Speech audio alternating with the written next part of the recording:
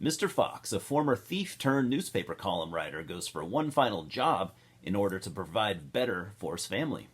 Does that sound cool? Good, because we're here to talk about Fantastic Mr. Fox from 2009.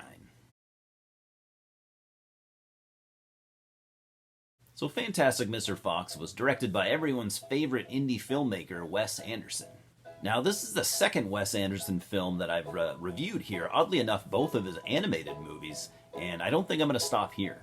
The older I get, the bigger Wes Anderson fan I seem to become. I love his style and how everything he does has that unique just style and feel. I mean, I know it's not for everyone, but it is definitely for me.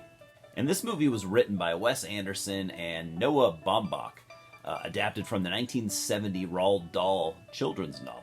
Roald Dahl, what an incredible writer and just an amazing creative mind. Similar to what was done with 2018's Isle of Dogs, the animation style here is stop motion.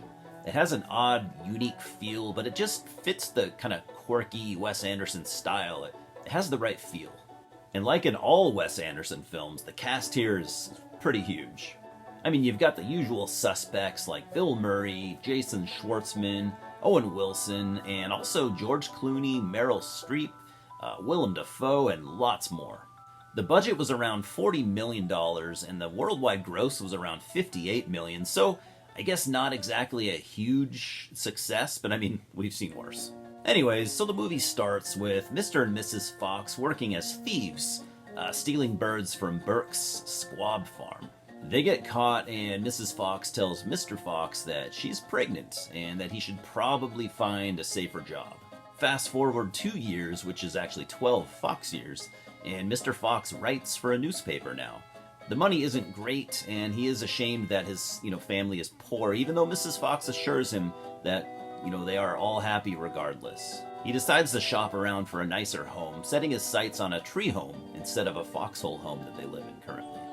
And he finds one for sale. Not the best home, but it's the one that he can afford.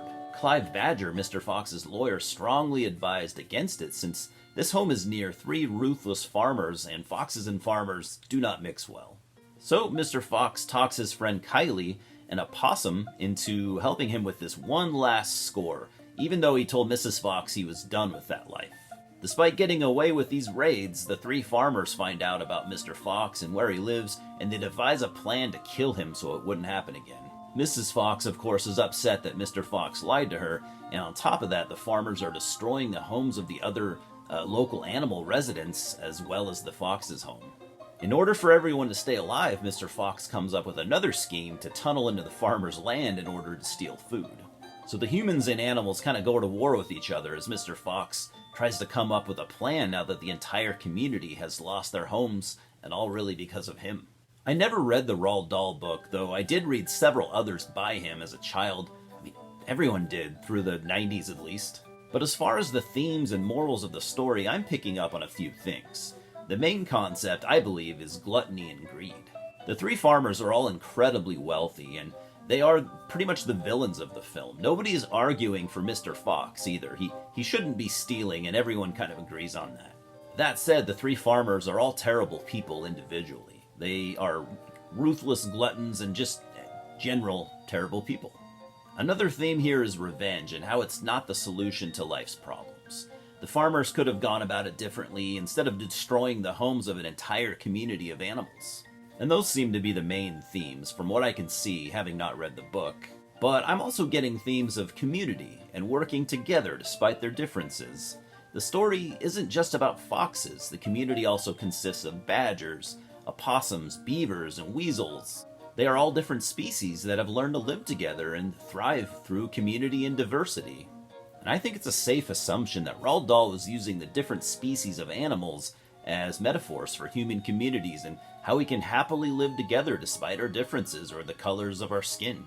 We can overcome anything if we work together. We can have a society where everyone has a place regardless of what we bring to the table, and we can continuously move forward instead of backwards. I'm giving Fantastic Mr. Fox a 7 out of 10. I liked Isle of Dogs a little more, but this was great in its own right. And you don't have to be a kid to learn from this story. It's never too late to pick up new things. Let's all respect each other. We have more in common than we think. Cheers, guys.